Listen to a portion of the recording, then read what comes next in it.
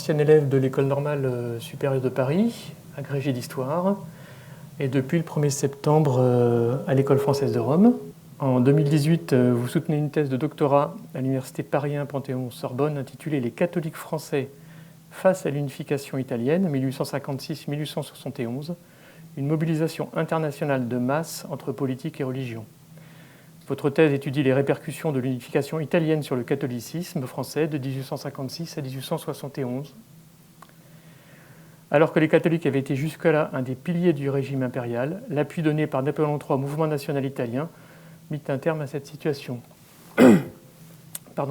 Parce qu'il remettait en cause le pouvoir temporel du pape, les événements italiens donnèrent lieu à une vaste mobilisation des fidèles, tandis que cette mobilisation a longtemps été analysée par les historiens comme mouvement ayant surtout impliqué le clergé et les notables légitimistes. Vos recherches montrent qu'il s'agit en réalité d'un mouvement de masse. Nous sommes déjà dans les brigades internationales. Aujourd'hui, vous travaillez à l'École française de Rome sur un projet de recherche sur 3 ans intitulé « Rome et la contre-révolution en Europe occidentale, 1847-1876 », naissance d'une internationale noire. Je ne connaissais que les anarchistes, mais vous allez peut-être nous en dire plus. Depuis une vingtaine d'années, l'histoire de la contre-révolution connaît de profonds renouvellements par l'adoption d'approches transnationales. Votre projet de recherche vise à étudier les mouvements contre-révolutionnaires d'Europe occidentale à partir de leur relation avec la papauté, sur une période allant de la guerre de Sonderbund en 1847 à la deuxième guerre carliste 1872-1876. Monsieur Hérisson, nous sommes ravis de vous recevoir au Centre Saint-Louis aujourd'hui, en ce jour du 20 septembre, qui est une date importante, qui rappelle une date il y a 152 ans, et il me semble que dans les jardins de la Villa Bonaparte, il y a une brèche qui a été créée. Et puis, je tiens à remercier l'ambassade de France, l'ambassadrice qui est présente ce soir, pour le prêt derrière nous, que vous verrez. Un prêt qui est lié à un don de la famille de Joseph Rialan, don de cet uniforme à l'ambassade, dont il était zouave pontifical, sergent aux zouaves, pardon. Il est parti de Bretagne pour arriver jusqu'à Rome en 1865 et il meurt en 1867 à la bataille de Mentana. Je vous laisse la parole. Alors, merci Monsieur Adam. Vous m'entendez, c'est bon ? Merci Monsieur Adam, merci à vous d'être venu m'écouter, merci Madame l'ambassadrice pour votre présence et pour le magnifique costume sur lequel je reviendrai au cours de mon intervention. Alors, entre 1860 et 1870, environ 10 000 hommes rejoignent Rome pour s'engager dans un corps de l'armée du pape créé spécialement pour accueillir des volontaires étrangers. La plupart de ces hommes viennent de France, des Pays-Bas et de Belgique, mais d'autres sont originaires du reste de l'Europe et même d'Amérique. Ils forment ce que l'on a appelé les zouaves pontificaux, en raison de leur uniforme qui est inspiré de celui des fameux zouaves de l'armée française. S'ils viennent à Rome, c'est pour défendre les États pontificaux, dont l'existence est alors menacée par l'unification italienne en cours. Jusqu'en 1870, en effet, l'Italie est divisée en plusieurs États. Et le pape est le souverain de l'un d'eux, donc qui est centré sur la ville de Rome. Vous le voyez en violet sur cette carte. Il s'étend de la ville de Rome jusqu'au nord, aux Romagnes, donc à la ville de Bologne. Ces États pontificaux, ils existent depuis le 8e siècle et la fameuse donation de Pépin, 754, et ils ont une existence ensuite durable, puisqu'on considère au milieu du XIXe siècle qu'il s'agit du plus vieil État d'Europe. Ces États pontificaux, ils entrent en crise à la fin du XVIIIe siècle. D'abord en 1798, lorsque les Français font proclamer à Rome une éphémère république, puis en 1809, lorsque l'Empire annexe Rome et fait du Latium un département français. Après la défaite de Napoléon en 1815, le pape retrouve ses États, mais le XIXe siècle est marqué par une très grande instabilité. Ces États du pape, finalement, ils disparaissent entre 1859 et 1870, au moment où le royaume de Piémont-Sardaigne réalise l'unification de l'Italie. Et c'est en relation avec ces événements qu'est créé le corps des zouaves pontificales. Alors même qu'ils n'ont eu qu'une existence relativement courte, de seulement 10 ans, les zouaves pontificaux ont pendant longtemps laissé une marque profonde dans l'imaginaire catholique. Et aujourd'hui encore, plus de 150 ans après la dissolution du corps, leur mémoire n'est pas totalement éteinte. Celui qui se promène à Rome peut du reste constater les traces qu'ils ont laissées. Et pour ne prendre qu'un seul exemple, juste à côté d'ici, dans l'église Saint-Louis des Français, on peut voir, juste à côté des tableaux du Caravage, un monument en hommage au général Georges de Pimodan, qui rejoint l'armée pontificale en 1860 et qui trouve la mort au combat. Alors, pour rentrer dans le sujet, peut-être une première question d'abord. Pourquoi s'intéresser aux zouaves pontificaux ? Le sujet, il faut bien le dire, est un sujet qui, dans l'ensemble, n'a que tardivement intéressé les universitaires. L'histoire des zouaves, elle a été écrite très tôt, dès leur époque, mais elle a été souvent faite par les zouaves eux-mêmes ou par des familiers, par des descendants. Il s'agissait alors, généralement, de perpétuer la mémoire d'un ancêtre parti combattre pour le pape ou, plus largement, d'offrir à la jeunesse catholique des exemples de dévouement envers la cause de l'Église. Mais depuis maintenant 25 ans, on constate une multiplication des études proprement scientifiques sur les zouaves pontificaux, et à mon sens, cela peut présenter 3 grands intérêts pour les historiens. La principale cause du regain d'intérêt des chercheurs pour les zouaves pontificaux, c'est que ceux-ci peuvent être rattachés à une question qui a beaucoup intéressé depuis quelques décennies, la question du volontariat militaire international. Alors de quoi s'agit-il ? À partir de la Révolution française, se fait jour un phénomène nouveau. Des hommes partent se battre dans des territoires étrangers pour des raisons qui ne sont pas purement financières. Et donc on ne peut pas les considérer comme de simples mercenaires, ce qui a toujours existé. Généralement, les motifs que ces hommes mettent en avant pour justifier leur engagement sont d'ordre politique ou religieux. Ils iraient se battre avant tout pour défendre un idéal. Et du XIXe siècle à nos jours, on peut multiplier les exemples. Alors je vais en donner quelques-uns. Dans les années 1820, on a ceux que l'on a appelés les philhellènes, qui partent combattre pour la cause de la Grèce, qui à cette époque est sous domination ottomane et qui cherche son indépendance. Et le plus célèbre des philhellènes, c'est le poète anglais Lord Byron, représenté ici sur ce tableau, et qui va d'ailleurs mourir en Grèce du paludisme. Deuxième exemple, qui constitue en quelque sorte le double inversé des zouaves pontificaux. Au milieu du XIXe siècle, des hommes issus de toute l'Europe se rendent dans la péninsule italienne pour aider la cause de l'indépendance et de l'unification du pays. C'est le cas notamment de certains qui vont rejoindre les chemises rouges de Garibaldi. On pourrait multiplier les exemples au XIXe siècle, on pourrait les multiplier au XXe siècle également. Au XXe siècle, le cas le plus connu, bien évidemment, c'est celui des brigades internationales et des autres corps formés pour soutenir les républicains espagnols au cours de la guerre civile. André Malraux, George Orwell font partie des volontaires qui sont allés combattre du côté des républicains à cette époque. Bref, on pourrait multiplier les exemples jusqu'à nos jours. Encore très récemment, on pourrait parler des combattants qui sont allés au Moyen-Orient pour combattre soit du côté de l'État islamique, soit au contraire du côté de ses opposants, par exemple du côté de l'État kurde. Bref, ce thème du volontariat militaire international, c'est un thème qui s'ancre dans le temps long et qui a une actualité brûlante. L'une des grandes questions qu'il pose, c'est celle des motivations de l'engagement. Qu'est-ce qui pousse un homme à aller se battre dans un pays étranger ? Pourquoi s'engager militairement dans un conflit qui ne concerne pas directement son propre pays, en prenant le risque suprême, c'est-à-dire celui de mourir ? C'est une des questions à laquelle je vais essayer de répondre au cours de cette conférence.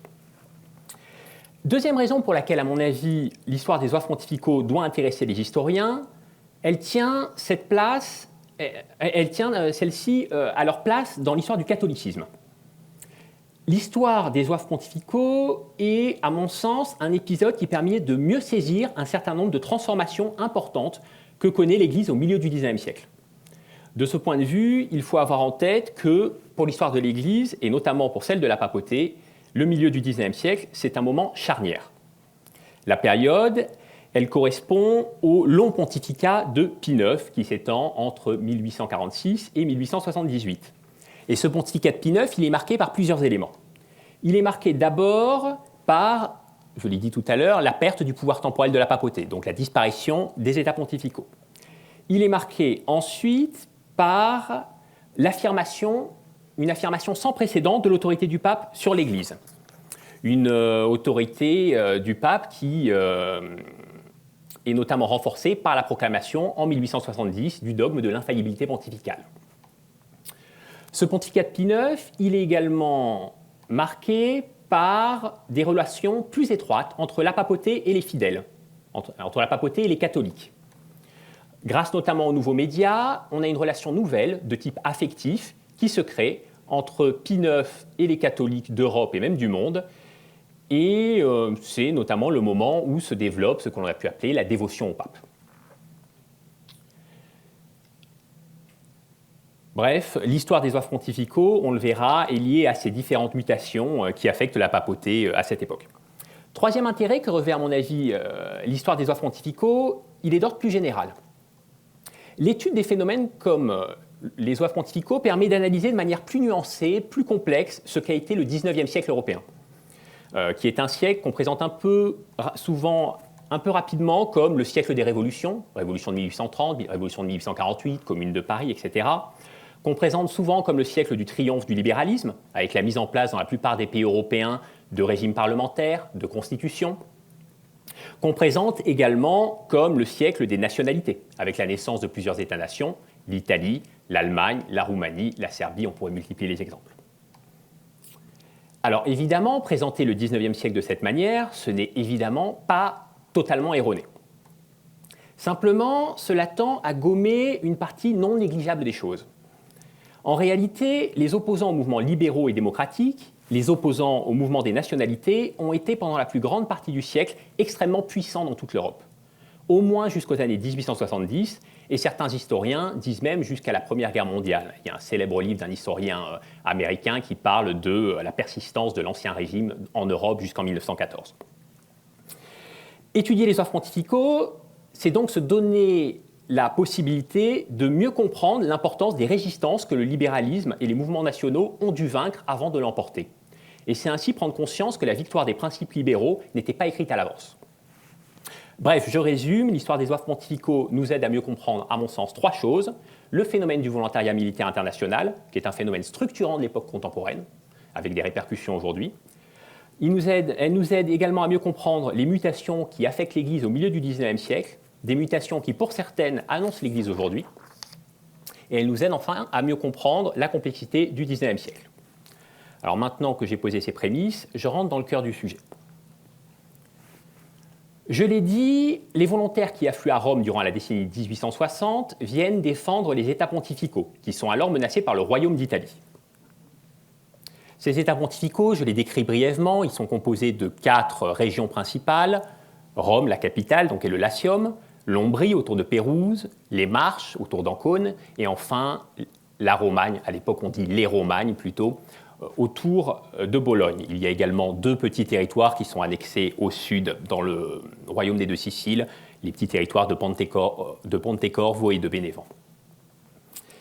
Ces États du pape au XIXe siècle, ils connaissent une existence mouvementée. Les différents papes sont en effet confrontés de manière croissante aux revendications de leur population. Revendications qui sont de 2 types, libérales et nationales. Il s'agit d'une part de réclamer de nouveaux droits civils et politiques, dans un État où les ecclésiastiques monopolisent l'essentiel du pouvoir et où certaines libertés, la liberté de la presse par exemple, ne sont pas reconnues. Il s'agit d'autre part de demander un rapprochement avec les autres États de la péninsule italienne, puisque la période est marquée un peu partout en Italie par le développement du patriotisme. Ces revendications des populations, elles conduisent à une première crise en 1831. Cette année-là, l'État pontifical subit le contre-coup des révolutions européennes de 1830. En 1830, je vous rappelle, c'est notamment le moment où Charles X est renversé et Louis-Philippe arrive au pouvoir en France.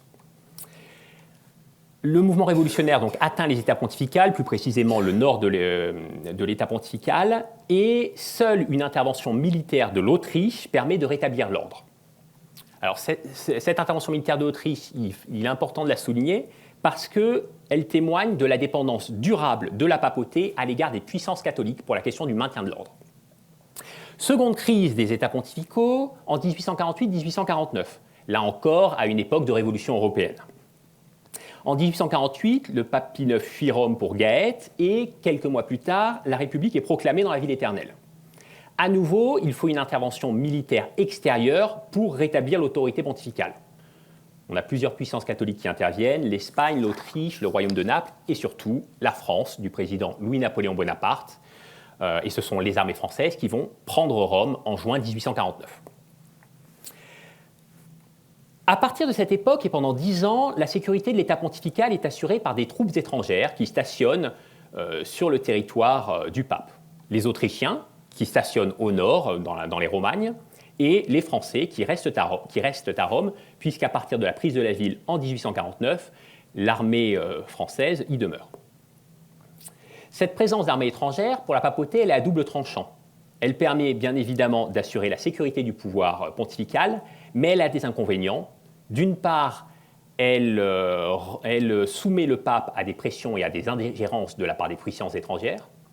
D'autre part, elle contribue à dégrader l'image de la papauté en Europe parce qu'on se met à dire que le pape n'est pas capable d'assurer la sécurité de ses propres États. Mais dans l'ensemble, les années 1850 sont des années de relative tranquillité. La situation, elle vole en éclats en 1859, lorsque Napoléon III décide d'aider le royaume de Piémont-Sardaigne à chasser l'Autriche de la péninsule italienne. C'est le début de ce que l'on a parfois appelé la deuxième guerre d'indépendance italienne, une guerre qui ne concerne pas directement la papauté. On a une alliance de la France et du Piémont face à l'Autriche, donc une guerre qui est concentrée sur le nord de la péninsule. La papauté n'est pas directement concernée, elle se déclare neutre.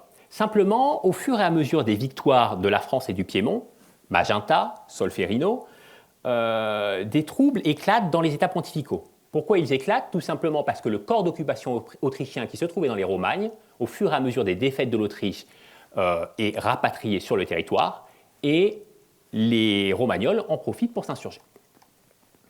En juin 1859, donc, on a une insurrection des Romagnes qui demande leur rattachement au royaume du Piémont qui, à cette époque-là, est en train d'unifier toute l'Italie du Nord. Et la papauté s'avère incapable de rétablir seule son autorité. À la fin de la guerre, ni la France ni l'Autriche ne se montrent disposés à l'aider, ce qui fait qu'à la fin de l'année 59, la papauté a perdu les Romagnes, c'est-à-dire la province la plus riche du territoire pontifical. C'est à ce moment-là que Pie IX prend une décision qui va s'avérer déterminante pour les 10 prochaines années. Jusque-là, je l'ai dit, l'État pontifical avait fait reposer sa sécurité sur la protection des puissances catholiques. En premier lieu, l'Autriche et la France. La guerre d'Italie a cependant rendu cette situation très précaire.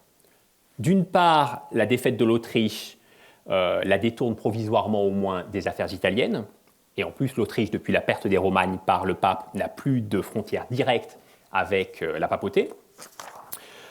D'autre part, la politique française en Italie est ambiguë. D'un côté, Napoléon III doit satisfaire l'opinion publique catholique en France, qui s'inquiète du sort de la papauté, et donc il ne peut pas permettre que le pape soit chassé de Rome, mais d'un autre côté, l'empereur nourrit des sympathies pour la cause italienne. Bref, ni l'Autriche ni la France n'apparaissent à cette époque-là comme des alliés sûrs pour la papauté, et à Rome, on va assister à cette époque à l'affrontement de deux lignes. La première, elle est incarnée par le cardinal Antonelli, qui est depuis 1848 le secrétaire d'État de Pie IX, c'est-à-dire une sorte de Premier ministre et de ministre des Affaires étrangères. Antonelli veut poursuivre la politique qu'il a conduite dans les années 1850. Il considère que l'État pontifical est trop petit pour pouvoir assurer lui-même sa sécurité, qu'il est par conséquent inutile de chercher à renforcer l'armée du pape et qu'il faut continuer à s'appuyer sur les puissances catholiques. Il a une phrase célèbre, « La force des petits États est tout entière pour ce qui regarde les agressions du dehors dans les garanties du droit international. Et leur armée ne peut avoir d'autre but ni d'autre effet que de maintenir l'ordre à l'intérieur. » Face à Antonelli, une seconde ligne se fait jour, représentée par un prélat belge, Monseigneur de Mérode. Mérode, c'est un personnage intéressant, notamment parce qu'avant de devenir prêtre, il a été soldat. Et il a notamment participé au sein de l'armée française à la conquête de l'Algérie. C'est par ailleurs un homme qui est proche d'un certain nombre d'opposants à Napoléon III en France. Pour ceux qui connaissent un peu l'histoire du XIXe siècle, Mérode, c'est le beau-frère de Montalembert. Et par conséquent, Mérode considère qu'il est illusoire de faire reposer la sécurité des États du pape sur l'aide de la France. À propos de Napoléon III, il a cette phrase « L'empereur nous soutient comme une maison qu'on était pour la démolir ». Bref, puisque le Saint-Siège ne peut compter sur l'aide des puissances catholiques, Mérode est favorable à une réorganisation de l'armée pontificale qui doit la rendre à même de défendre seule les États de l'Église. À la fin de l'année 1859, Mérode réussit à convaincre Pie IX de faire appel pour réorganiser l'armée pontificale à un général français, le général de Lamoricière. Lamoricière avait été un des principaux généraux de l'armée d'Afrique, et c'est à cette occasion que Mérode l'avait rencontré. Il accepte de prendre le commandement de l'armée pontificale, à condition de n'avoir jamais à combattre les Français, et il arrive à Rome au début du mois d'avril pour prendre son commandement. À la même époque, Mérode est nommé pro-ministre des Armes par Pie IX, autrement dit, la ligne du secrétaire d'État Antonelli est vaincue et on s'achemine vers une réorganisation de l'armée pontificale. Comme il est difficile pour réorganiser l'armée pontificale de recourir à la conscription, qui risquerait d'accroître encore davantage le mécontentement des sujets pontificaux, on décide de faire appel à des soldats étrangers.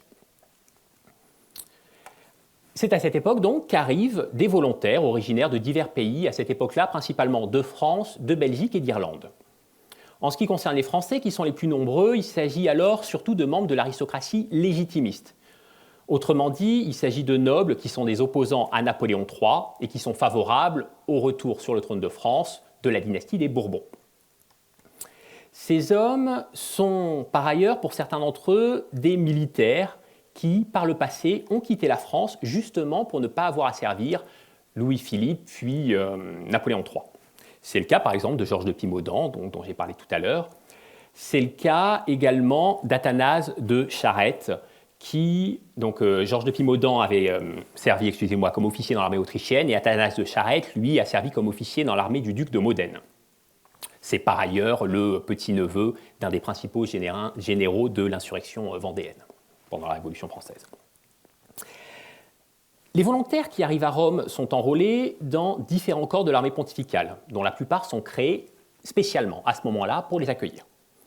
On a 3 corps principaux qu'on peut citer, le bataillon des tirailleurs pontificaux, qu'on appelle aussi le bataillon franco-belge, en raison de la provenance de ses troupes, un corps de cavalerie légère, sur lequel je ne vais pas m'appesantir, et enfin le bataillon de Saint-Patrick, qui accueille, comme son nom l'indique, les Irlandais. La grande majorité des volontaires rejoint donc la grande majorité des volontaires français rejoint le bataillon des tirailleurs pontificaux. Son commandant, Louis de Bec de Lièvre, lui donne à cette époque-là un uniforme, c'est celui que vous voyez derrière moi, un uniforme d'un type bien particulier, puisqu'il est inspiré à la fois de celui des zouaves de l'armée française, qui sont à cette époque-là un des corps les plus prestigieux de l'armée française, et il s'inspire également en partie de celui de l'infanterie de l'armée des autres troupes d'infanterie de l'armée française. C'est de cet uniforme que les volontaires tirent le surnom qui va assurer leur renommée, celui de zouaves pontificaux. Donc cet uniforme, vous le voyez, il est constitué d'une tenue gris-bleu, avec une veste à sous-taches rouge, un pantalon bouffant à l'orientale et une ceinture rouge. Donc c'est un uniforme qui est encore une fois à l'orientale, et on raconte que tout le monde ne l'a pas apprécié à Rome. Je pense que, à mon avis, la phrase est apocryphe, mais beaucoup d'historiens rapportent le mot d'un cardinal qui aurait dit qu'il fallait bien être français pour avoir eu l'idée d'habiller en musulmans les soldats du pape. Au bout de quelques mois seulement, les volontaires vont devoir combattre. La deuxième étape du démantèlement de l'État pontifical survient en effet dès 1860. Alors, je rappelle brièvement les événements, mais je suis obligé de le faire. En mai 1860, Garibaldi lance sa fameuse expédition des 1000. Il est encouragé en sous-main par le Piémont-Sardaigne et il va débarquer en Sicile, c'est la flèche marron que vous voyez sur la carte. Il va débarquer en Sicile et il commence alors la conquête du royaume de Naples. Cette conquête, elle avance assez rapidement et dans le but officiel de rétablir l'ordre en Italie du Sud et d'empêcher notamment une proclamation de la République par les Garibaldiens, l'armée piémontaise décide d'intervenir. Seulement, comme vous pouvez le voir sur la carte, pour rejoindre le royaume des deux Siciles depuis l'Italie du Nord, il faut nécessairement traverser l'État pontifical. En septembre, les troupes piémontaises passent la frontière, elles rencontrent l'armée du général de Lamoricière près de Castelfidardo. Elle l'emporte sans difficulté, l'écart numérique est extrêmement important, et cela va permettre au Piémont de s'emparer à la fois des Marches et de l'Ombrie. L'État pontifical, donc à partir de cette date, 1860, est désormais réduit à Rome et au Latium. Et il restera, et c'est la taille qui conservera jusqu'en 1870. L'Italie, elle, est proclamée en mars 1861. À la suite de sa défaite, la Mauricière rentre en France et plusieurs des corps de l'armée pontificale qui accueillaient les volontaires étrangers sont dissous. Le 1er janvier 1861, on procède à une réorganisation totale et l'on va former avec tous ces volontaires un corps qui cette fois-ci prend le nom de bataillon des zouaves pontificaux. Donc zouaves pontificaux jusque-là c'était un surnom et là ça devient le nom d'un corps précis de l'armée pontificale. Ce corps il existe jusqu'au 20 septembre 1870, donc jusqu'à la disparition du pouvoir temporel de la papauté. L'histoire de ces zouaves pontificaux, elle est somme toute assez calme. Durant les premières années, il n'y a pas de combat à mener. Les zouaves mènent donc une vie de garnison monotone. On va les utiliser à partir de 1865 pour lutter contre le brigandage qui est endémique dans cette partie de l'Italie. Et on va également leur confier quelques missions sanitaires au moment d'épidémies de choléra. Bref, rien de bien palpitant. Et une telle inaction nuit forcément au moral des volontaires qui étaient venus pour défendre la papauté face à une menace qu'on considérait comme imminente et qui finalement se retrouvent à mener une existence qui a pu être comparée par certains aux héros du roman de Dino Buzzati, Le désert des Tartares, qui attend un ennemi qui n'arrive jamais. Le bataillon des zouaves pontificaux, par ailleurs, est durant ces premières années réduit à une très petite taille. En effet, après sa création, les recrutements sont très peu nombreux pour deux raisons principales. La première, elle est d'ordre financier. La papauté, à cette époque, confrontée à une très grave crise de ses finances, puisque lorsqu'elle a perdu la plupart de ses territoires, elle a aussi perdu la plupart de ses revenus, qui venaient des impôts perçus et des taxes perçues sur ces territoires. Ce qui fait qu'elle ne peut solder qu'une armée de taille très limitée, et encore pour cela, elle a besoin de l'aide financière des catholiques européens. Deuxième raison qui contraigne la papauté à limiter les enrôlements dans les zouaves pontificaux, c'est une raison diplomatique. La France n'a certes pas empêché le Piémont de s'emparer d'abord des Romagnes en 1859, puis de l'Ombrie et des Marches en 1860, mais elle maintient toujours son corps d'occupation à Rome. Ce qui signifie que, du moins à court terme, Napoléon III n'entend pas laisser les Italiens s'emparer de la ville éternelle. À partir de là, l'armée pontificale perd un peu de son intérêt. Les enrôlements sont donc peu nombreux pendant plusieurs années et il faut attendre en fait un retournement diplomatique pour que cette situation change. En septembre 1864, la France signe une convention avec l'Italie et en échange de la promesse de l'Italie de ne pas tenter de coup de force pour s'emparer de Rome, la France s'engage à retirer les troupes de ses troupes de la ville dans un délai de 2 ans. Comme la papauté ne fait pas confiance à l'Italie, l'une des conséquences de cette convention de septembre, c'est le renouveau du recrutement en faveur des zouaves pontificaux qui, à partir de 1865-1866, connaissent une hausse importante. Cette hausse permet d'ailleurs de transformer le bataillon en un régiment en janvier 67. À l'automne 67, le coup de force tant redouté par la papauté a lieu. L'armée italienne ne franchit pas la frontière de l'État pontifical parce qu'il ne faut pas donner l'impression que la Convention de septembre est violée. Simplement, elle laisse Garibaldi entrer avec ses volontaires pour tenter de s'emparer de Rome. L'armée pontificale résiste, les zouaves jouent dans la campagne un rôle important et surtout, Napoléon III décide de prendre la défense du pape et il renvoie le corps expéditionnaire français dans les États pontificaux. Les Garibaldiens sont vaincus par l'armée du pape et l'armée française à Mentana le 3 novembre 1867 et il s'agit là en fait de la principale victoire dans l'histoire des zouaves pontificaux, même si en réalité elle est surtout due à l'intervention de l'armée française davantage qu'à celle des zouaves. Quoi qu'il en soit, ce coup de force de Garibaldi a des conséquences importantes. Il contribue d'abord à resserrer les catholiques du monde entier autour de la papauté menacée. Dans les mois qui suivent Mentana, les opinions catholiques effrayées se remobilisent massivement et envoient des combattants et de l'argent à Rome. Plus de 1000 hommes rejoignent ainsi l'armée pontificale en novembre 67, 1000 autres en décembre, ce qui représente des chiffres absolument considérables. Des régions qui jusque-là étaient restées en retrait dans l'aide à la papauté se mobilisent désormais, c'est le cas par exemple du Québec. Du Québec où le clergé réussit à recruter plusieurs centaines d'hommes pour les envoyer à Rome. Voilà, donc ce qui fait qu'à la fin de l'année 70, lorsque les Italiens s'emparent de Rome, le régiment des zouaves pontificaux est un des principaux régiments de l'armée pontificale. On considère que sur 13 000 soldats de la papauté à cette époque-là, environ 3 000 appartiennent aux zouaves. Donc c'est vraiment une des forces majeures de l'armée pontificale. Alors d'où viennent ces zouaves pontificaux? Ces zouaves pontificaux, initialement, ils sont dominés par l'élément français, mais au fur et à mesure des années, cette situation change et le corps va s'internationaliser. Pour l'ensemble de la décennie 1860, on compte ainsi 3200 Français, 3100 Néerlandais, ce qui au passage rappelle l'importance de la population catholique dans les Pays-Bas, qu'on a souvent tendance à oublier, 1600 Belges, qui sont principalement des Flamands, donc des personnes qui ne parlent pas français, ce qui va avoir un certain nombre de problèmes pour la communication, notamment avec les officiers, qui sont principalement, eux, des Français. Ces trois nationalités représentent 80% des zouaves pontificaux. Et bon, les Français, je l'ai dit, dominent numériquement, mais il va de soi que si on rapporte ces chiffres à la population des pays, la population respective des pays, c'est surtout la part des Pays-Bas qui est particulièrement importante. Plus généralement, on peut noter que 95% des zouaves viennent d'Europe, en plus des trois États que j'ai cités, les États allemands, l'Angleterre, l'Irlande, l'Espagne, etc.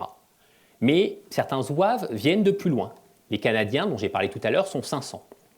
Il s'agit plus précisément de Canadiens français, donc ce qu'on appellerait aujourd'hui des Québécois, et on trouverait aussi, mais en nombre très limité, des zouaves qui viennent des États-Unis, du Mexique, du Brésil, d'Australie, d'Égypte, etc.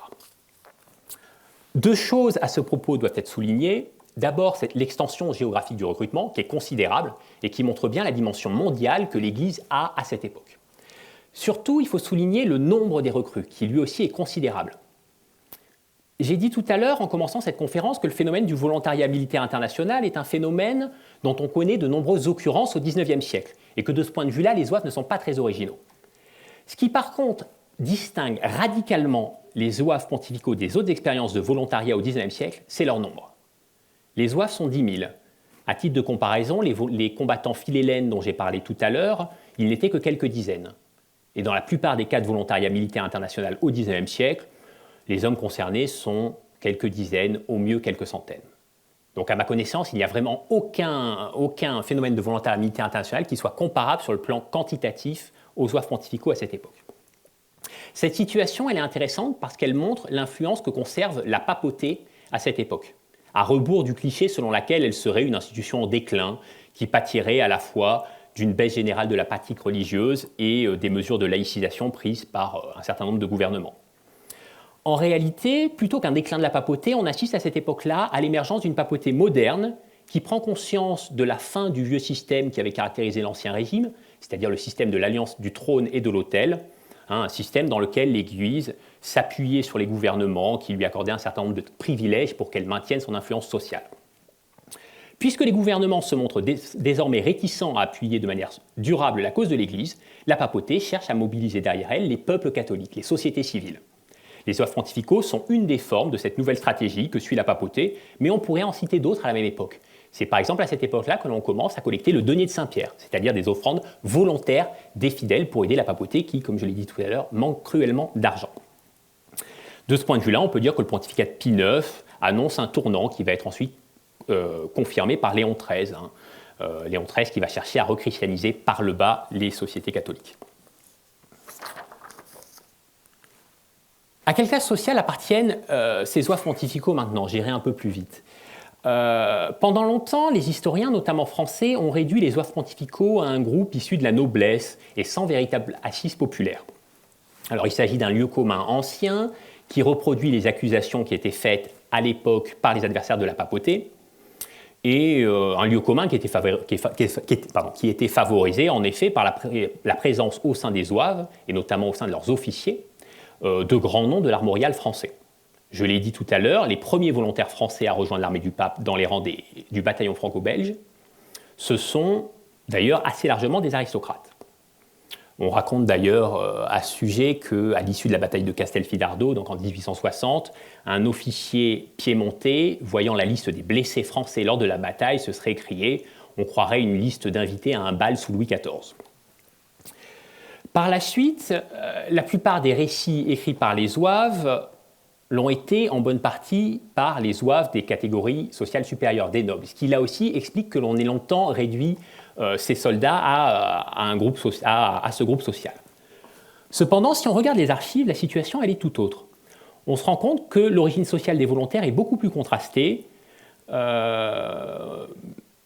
C'est très clairement le cas chez les Hollandais et chez les Belges, où dominent les paysans, les artisans, les membres, on va dire, des catégories populaires, et même chez les zouaves français, où l'élément aristocratique est plus important que dans les États voisins, on note que les classes supérieures de la société sont en fait minoritaires. Je le disais tout à l'heure, l'une des questions centrales qui se pose à propos du phénomène du volontariat international, c'est celle des motivations de l'engagement. Quelles sont les raisons qui poussent des hommes à faire des centaines, des milliers de kilomètres dans des conditions parfois difficiles pour aller risquer leur vie pour les états du pape? Autrement dit, pour reprendre la jolie formule d'un historien belge, pour quelles raisons aller faire le zouave à Rome? Cette question, elle a été très tôt l'objet de vifs débats, parce que la réponse qu'on lui donne peut avoir des implications politiques. D'un côté, les défenseurs de la papauté ont présenté les zouaves comme des croisés modernes venus à Rome pour défendre de manière purement désintéressée un idéal religieux. De l'autre côté, les partisans de l'Italie ont dénoncé les zouaves comme des mercenaires venus dans la ville éternelle dans l'unique but de s'enrichir. La vérité, elle est en fait plus complexe, puisque tous les zouaves ne partagent évidemment pas les mêmes motivations et que par ailleurs, ces motivations ne sont pas forcément exclusives les unes des autres. Autrement dit, on peut très bien rejoindre l'armée du pape pour des motifs religieux sans être nécessairement insensible à l'attrait des avantages matériels que l'on peut également en tirer. Parmi les principaux facteurs de recrutement, de l'engagement, il faut donc citer de manière non exclusive, d'abord le poids du facteur religieux, qui est indéniable. Il est indéniable notamment si l'on regarde la carte du recrutement en France, où l'on remarque que cette carte du recrutement, elle est assez fortement semblable à la carte de la pratique religieuse dans la France de l'époque, et notamment une place extrêmement importante de l'Ouest français. Ces engagements au sein des zouaves ponticaux viennent donc témoigner de l'importance de ce qu'on appelait à l'époque le mouvement vers Rome, donc le tournant des catholiques vers la papauté, en France, mais également dans d'autres pays.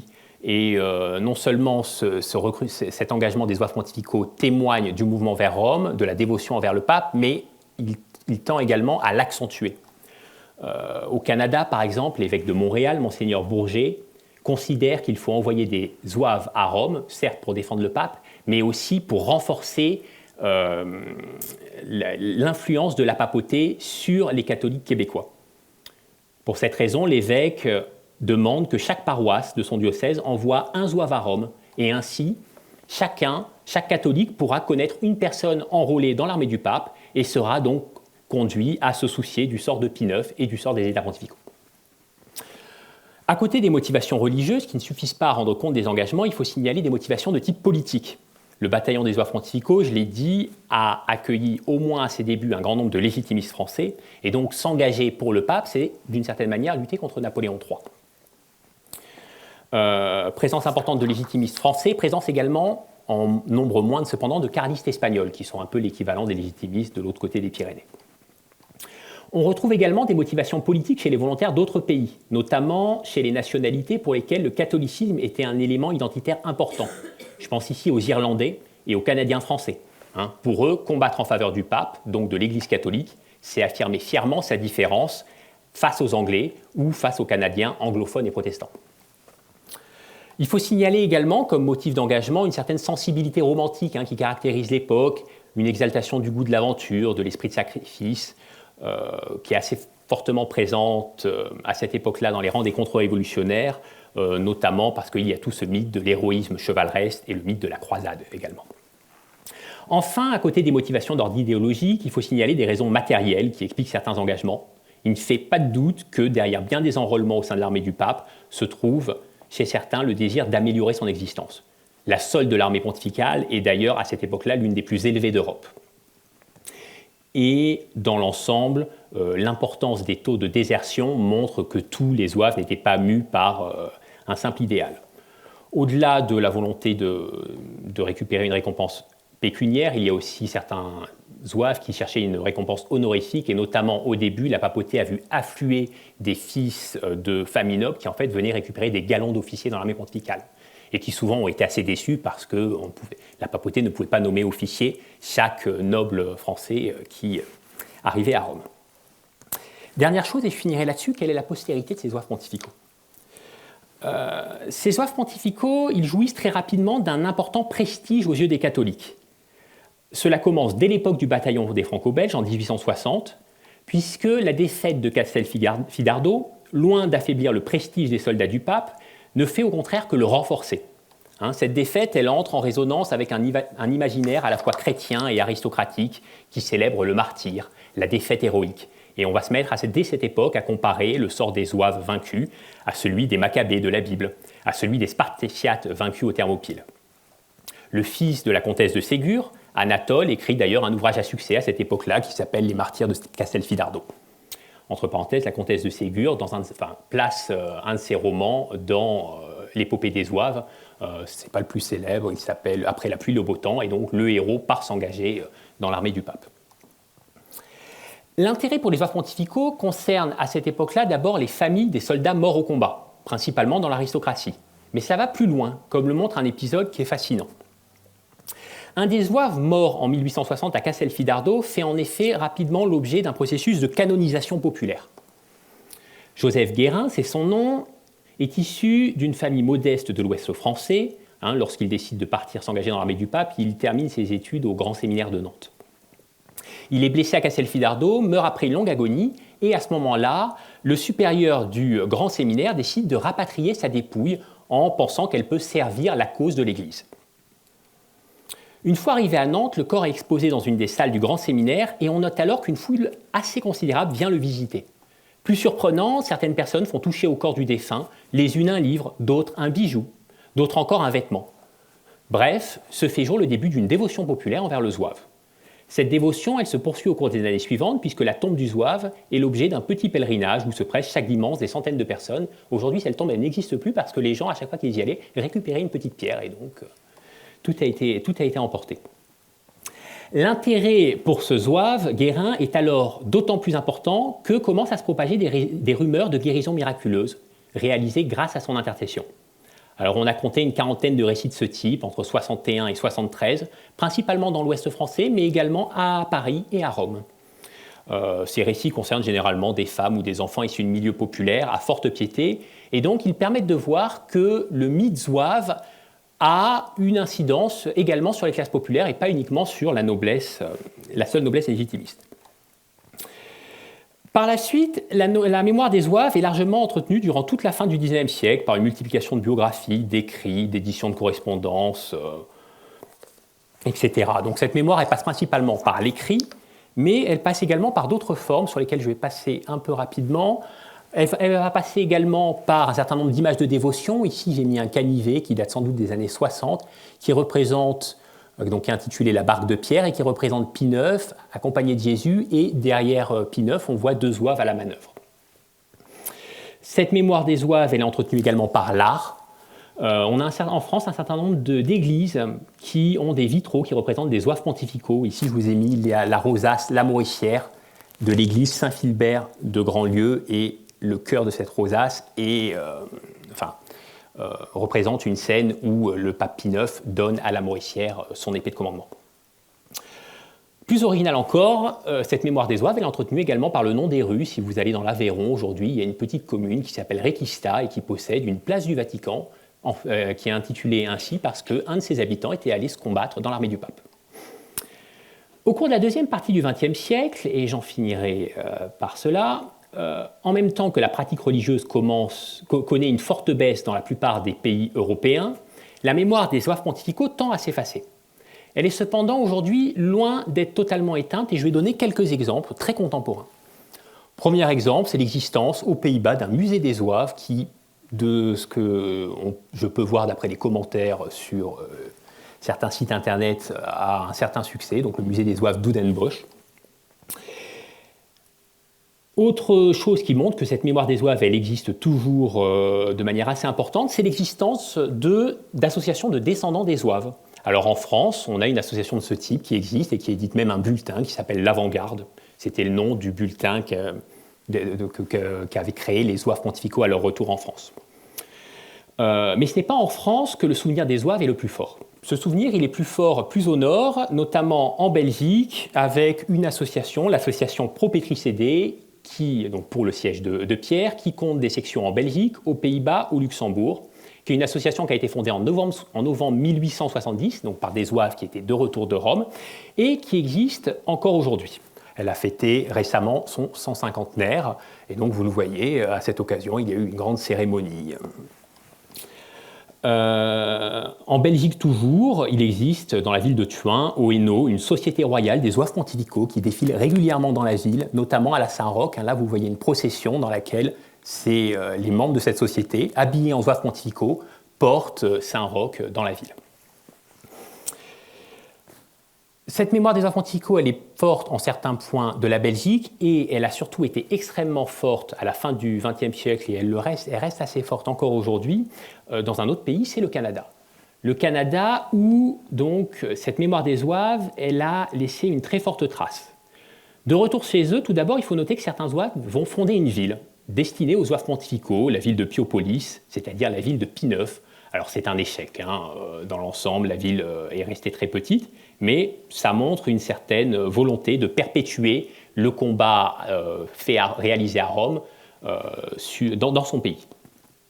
D'influence plus durable au Canada est l'Association des zouaves du Québec, qui est fondée en 1899. On est 30 ans après la fin des zouaves pontificaux, donc ça montre déjà l'importance qu'avaient conservé les zouaves à cette époque. Donc, Association des zouaves de Québec, fondée en 1899, qui existe jusqu'en 1993, et qui cherche alors à perpétuer la mémoire et l'idéologie des zouaves pontificaux, à défendre les valeurs religieuses par une présence active dans la société canadienne-française.